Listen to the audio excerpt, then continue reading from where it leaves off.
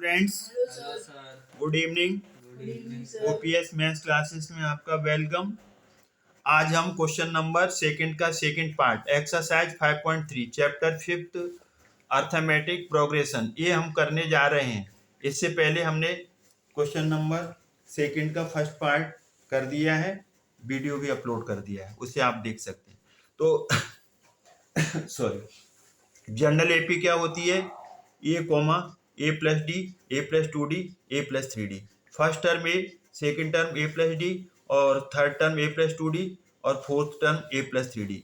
आप यहाँ से क्या सीख रहे हैं? एक डी कम होता चला जा रहा है। फिफ्थ टर्म पूछेंगे तो आपका जवाब होगा A plus four D. Six term पूछेंगे तो क्या होगा? Six term A plus five D. Seventh term A plus six D. ऐसे एक डी कम हो जाएगा। A four first term, D four common difference. A N क्या होता है? ए एन होता है एन एच टर्म भी बोलते हैं, जनरल टर्म भी बोलते हैं। इसका फॉर्मूला ए एन होता है A plus N minus one into D. अब इसमें से ए एन भी निकाल सकते हैं, ए भी निकाल सकते हैं, एन भी निकाल सकते हैं, डी भी निकाल सकते हैं। जो कंडीशन हमसे पूछी जाएगी उस कंडीशन में हम इसे अप्लाई कर देंगे। सम पूछा जाएगा तो हमारे पास दो फॉर्मूला है, N by two, two A plus N minus one into D बड़ा फॉर्मूला। छोटा formula S N is equal to N by two A plus A N है। ए एन को यहाँ पर बोलते हैं, ए एन यहाँ पर होता है एल भी बोलते हैं, ए एन को एल भी बोलते हैं, एल से भी डिनोट करता है कोई कोई। लास्ट टर्म बोलते हैं, एन एट टर्म बोलते हैं, लास्ट की टर्म होती है। तो यहाँ एस एन किसके लिए? Sum of N terms. N N किसके लिए? Number of terms. अब हम इसको सेकंड को पढ़ेंगे। 34 plus 32 plus 33 plus dot dot last में 10 है, लास्ट में 10 है। तो ये जो लास्ट में 10 है वो ए एन लास्ट टर्म का काम करेगा। अब हम इसको पहले ए लिख लेंगे। ए कितना है यहाँ पर? 34।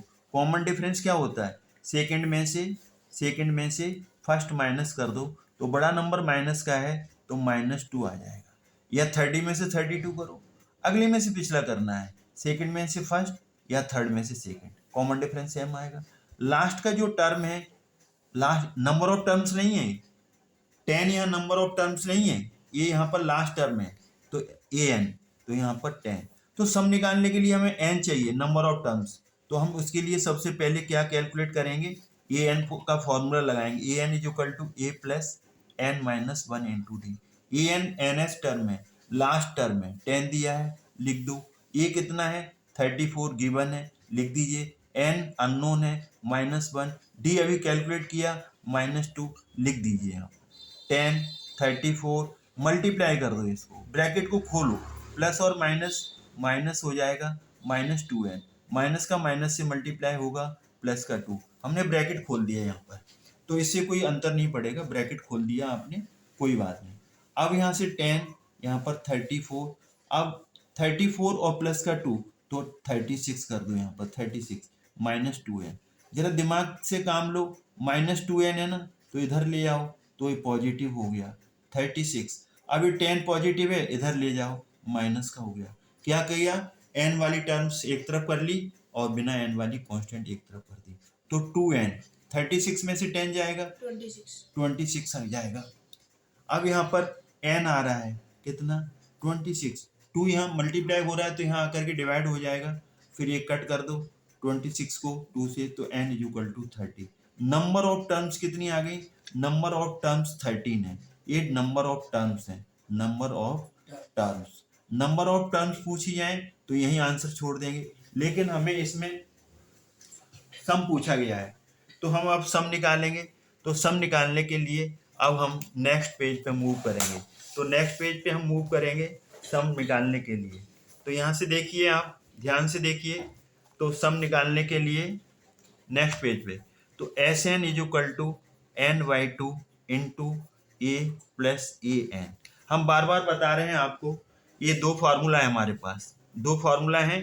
तो एक तो ये है, इसी यूज कर लो। एन नंबर ऑफ टर्म्स, कितने टर्म्स का सम निकालना है? अभी अभी एन 13 आए हैं तो ये 13 बाई टू लिख देंगे। ए मीन्स फर्स्ट टर्म गिवन है 34, ए एन लास्ट टर्म ये 10 गिवन है, तो 13 अपॉन टू।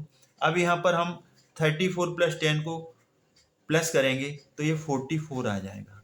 अब 12 से 44 को डिवाइड करेंगे तो यहाँ पर 22 आ जाएगा।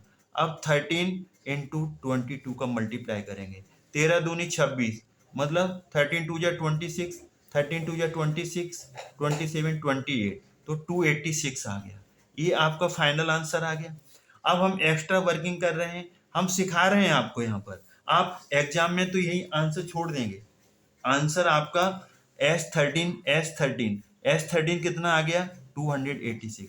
एग्जाम में आप यही छोड़ देंगे, लेकिन एक्स्ट्रा हम बता रहे हैं कि दूसरा फॉर्मूला उसका यूज कैसे करते हैं। S N is equal to N by two into two A bracket में N minus one into D. बड़ा ब्रैकेट यहाँ लगाएंगे, यहाँ बड़ा ब्रैकेट, यहाँ छोटा ब्रैकेट लगाएंगे।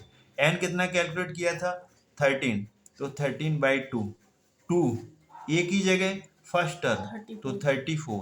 एन अभी निकाला है आपने 13 माइनस वन, और डी कॉमन डिफरेंस अभी निकाला था आपने -2, हमने पुट कर दिया तो 13। एन दो जगह आ रहा है, एन यहाँ पर भी आ रहा है, एन यहाँ पर भी आ रहा है, तो यहाँ भी 13, यहाँ भी 13 लिखेंगे। 13 बाई टू इंटू 34 टू जा 68, और 13 माइनस वन तो ये 12 आ जाएगा, इंटू -2, तो यहाँ पर आपका 13/2 68, माइनस प्लस और माइनस का मल्टीप्लाई माइनस होगा, 12 टू जा 24 आएगा। अब हमने 13 बाई टू कर देना है। 68 में से 24 जाएगा, 8 में से 4 गया तो 4 आ गया, 6 में से 2 गया तो ये 4 आ गया, और 2 से डिवाइड करोगे 44 को 22। वही सेम कंडीशन ऊपर बनी थी, वही नीचे बनी थी।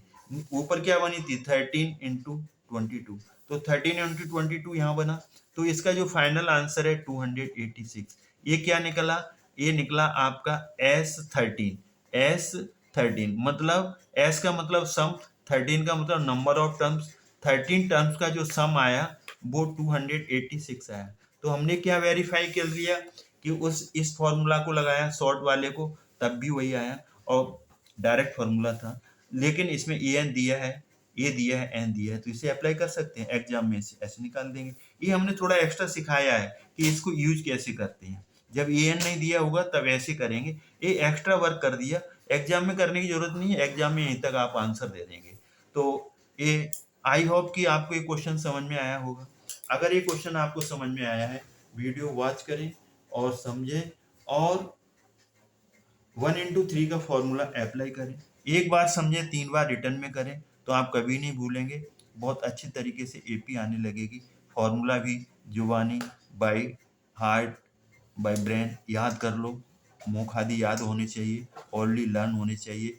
अप्लाई करो उनको, बार बार सीखो, तो आप सीख जाओगे। और अगर हमारा चैनल वीडियो समझ में आता है तो लाइक करें, शेयर करें, सब्सक्राइब करना ना भूलें। Thanks God. अब मिलेंगे नेक्स्ट वीडियो में, तब तक के लिए धन्यवाद।